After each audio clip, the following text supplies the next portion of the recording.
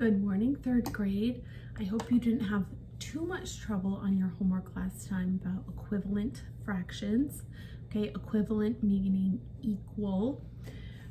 If you do have trouble, and I know some of you have already reached out to me, I've already done it with some fourth graders, I am more than willing to do a Zoom call with you on your own or with a few of you to explain things again. So just have your parents get in contact with me and I will set that up with them.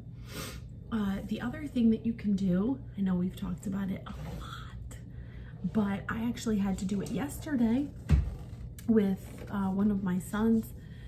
They're both taking algebra, and I know how to plot graphs, but the particular problem I was having an issue with and I wanted to help, but I just couldn't remember exactly how to do it. It's been a very long time since I've done it. So I went on Khan Academy. All you have to do is type in what problem or what concept you're having trouble with, and it will help you.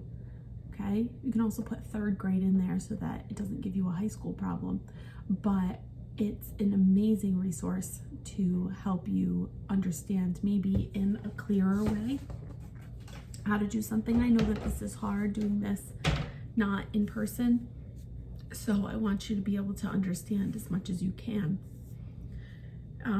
despite the fact that we're not in person. So either ask me or go on Khan. You can also Google it, but Khan Academy is very, very useful. All right, so today we're going to be on page 506 to start, and we're going to be talking about comparing and ordering fractions. Okay, comparing, we're going to compare them to see which ones are bigger, which one's smaller, and ordering, putting them in order from smallest to largest.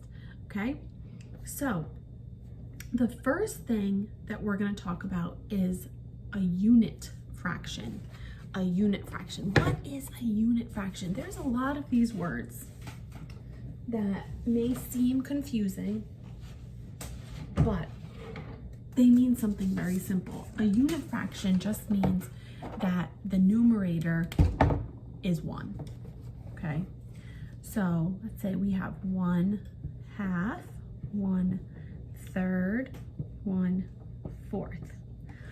Okay, so I'm going to draw 3 boxes that are the same size. Well, we're going to pretend that they're exactly the same, because I promise you they're not going to be exactly the same. I'm going to try. So if I have 1/2, how many pieces am I going to divide my box into, my rectangle? 2, because remember, the number on the bottom, the denominator, is how many pieces or how many sections something is broken into. Okay, so then I'm going to mark off 1 out of those 2 sections, because remember, 1/2 is 1 out of 2. Okay, so 1 out of 2 sections. Okay, if I have, I'm going to show you what I did. So if I have 1/3, how many pieces am I going to divide it into? 3. 3 pieces, because 3 is the denominator. And that's gonna kind of look like the flag, like Italian flag or French flag, depending on what colors they're in. Okay, so I'm gonna mark off 1 out of the 3 pieces because it's 1/3. Okay, all right, so the bottom one is 1/4. So I'm gonna divide it into, how many pieces? 4, because 4 is the denominator.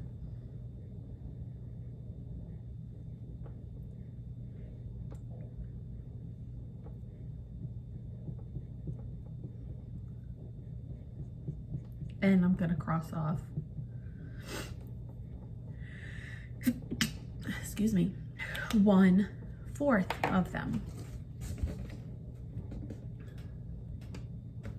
Okay, so I want you to notice something. Even though the denominator in each one is getting bigger, the piece or the amount is getting smaller, okay, right? The amount is getting smaller because when it's broken up into more pieces, each piece is going to be smaller, right? Okay, so when you have unit fractions, that means the numerator is 1, okay? It's 1 out of the whole. And you're comparing them, and you're comparing them from largest or from smallest to largest, or from largest to smallest. You're going to look at the denominator, and the bigger the denominator, the smaller the fraction's going to be, because it's broken up into more pieces, so the pieces are going to be smaller. So let's look at letter A under activity. It says use the 7 unit fraction strips shown here. Okay, so all those little boxes. Arrange them in order from longest to shortest. Okay, so the longest one is going to be 1/2 because it's only 1 out of 2 pieces. Okay, so we have our 1/2 and 1/3 are already there. Okay, so we're really just going to go up in number. So we have 1/2, 1/3. Next, we're going to have 1/4. There is no 1/5, so we're going to go to 1/6. Then 1/8, 1/10, and 1/12, because that's the order that they're in. So we're going from largest all the way down to smallest. Do you notice the smallest one is 1/12? 12 is a bigger number than 2, right?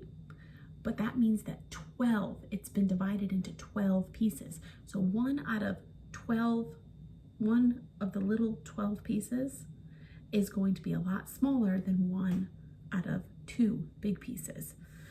Okay, so which unit fraction strip is the longest? Letter B, 1/2. Which unit fraction strip is the shortest? 1/12, we already said that. D, which unit fraction strips are longer than 1/6? Longer than 1/6. So it's going to be the denominators that are less than 6. So 1/4, 1/3, and 1/2. They're going to be longer. Which ones are shorter? 1/8, 1/10, and 1/12. Okay, because they're out of more pieces, so they're smaller. Do you agree with Jackson's statement at the left? He says, when 2 fractions have the same numerator, the fraction with the greatest denominator is less than the other. Is that true? Yes. So for example, 1/12 is less than 1/6 because 1 out of 12 pieces is going to be smaller than 1 out of 6 pieces. Okay, so how do you compare fractions? Okay, so if I'm going to compare 1/3 and 2/3, compare them, we're going to find out greater than, less than, or equals. If I have 1 out of 3 pieces and 2 out of 3 pieces, which one is greater? Yes, 2 out of 3 pieces. Okay, so 2/3 is going to be greater than 1/3, or 1/3 is going to be less than 2/3, because you only have 1 out of the 3 pieces in 1/3, you have 2 out of the 3 pieces in 2/3. Okay. Now, what about something that has a different denominator? So I have 1/2 and 2/5. So I have 1 out of 2 pieces and 2 out of 5 pieces. Okay. You can draw it so that you can visually see it. Okay. So 1/2, if you draw it, look on example B, is greater than 2/5, okay? Because it's divided into 5 pieces. So what would be the same as 1/2? What would be an equivalent fraction to 1/2? 2/4, okay? So 2/4 is going to be the same as 1/2. So obviously 2/5, so 2 out of 5 is going to be smaller than 2 out of 4, which is the same as 1/2, okay? So you just kind of have to use a little common sense to figure some of these out. Okay, so let's look at example C. It says, how do you order fractions? That means, how do you put them in order? Okay, so it says write 1/4, 3/8, and 1/2 in order from greatest to least. Okay, so if you look next to that, it shows you the units. Okay, so 1/2 is going to be the longest, and then if you have something that is divided into 8 pieces, okay, and you have 3 of them, that's going to be next, because 1/4 is the same as 2/8, right? Okay, so 1/4 is going to be the smallest because 3/8 is bigger than 2/8, which is the same as 1/4, okay? Talk about it. Explain how to order 1/5, 1/2, and 1/10 from least to greatest. Okay, the best way to explain it is that they're all unit fractions, so they all have 1 on the top. So 1 out of 2 pieces is going to be larger than 1 out of 5 pieces, which is going to be larger than 1 out of 10 pieces. Okay, so the greatest denominator is 10, so 1/10 is the least, 5 is greater than 2, so 1/5 is next, and 1/2 is the greatest. All right, so for your work today, you're going to do, and all the pictures are there for you, you're going to do practice 508 odd, which is ordering fractions. Okay, and all the pictures are right there for you. All right, so you should visually be able to tell which ones are bigger. All right, so for tomorrow or later today, if you're ambitious, for tomorrow, we're going to estimate. Let's see. What is an estimate? What is estimating?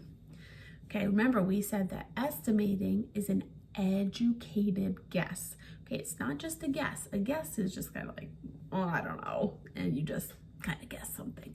An educated guess, an estimate, is taking what you know and then guessing. Okay, we're saying it's about this much. Okay, so how do you compare fractions to estimate? So let's look at the problem. Haley is giving lemonade to her brother.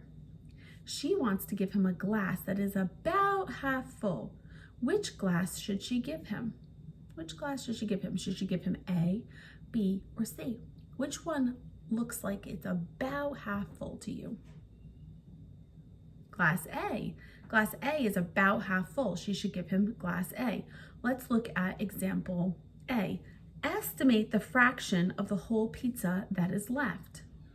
Okay, so by looking at it, make an educated guess by what you know. How many pieces does it look like that pizza was cut into, and what's left? About 1/4 or 1/4 of the pizza is left. Okay, estimate, example B, estimate the fraction of the yard that is grass. Okay, so we have grass and we have, it looks like gravel or rocks. Estimate the fraction of the yard that is grass. About 2/3 of the yard is grass. So it looks like if you divided that yard into thirds, 2 out of the 3 our grass, okay? So estimating is taking an educated guess, okay? So let's look at this clock right here on number 2. Look at the shaded part of the clock. About what fraction of an hour has passed, okay? All right, so exactly 1/2 hour has not passed, but about 1/2 hour has passed, around 1/2 hour has passed, okay? So in time, we use fractions all the time. So we will say it's 9:15, 9:30, 9:45, or 9:45, because a clock can be divided into quarters, can be divided into halves, okay? So we use fractions everywhere. All right, so for your work tonight, or tomorrow, or tonight, if you're ambitious, you're going to do practice 5-11 odd. 5-11 odd. So that means A, B, and mixed review and test prep. Okay? So the pictures are all there again. So you're going to estimate about how much, what the fraction is. Okay? It might not be exactly, but you're going to say about how much each thing is. All right, well, I will see you in a few minutes. If you have a few minutes before class, you can get started, or you can use the bathroom or eat a quick snack so that you don't have to leave during the Zoom. All right, I'll see you in a minute.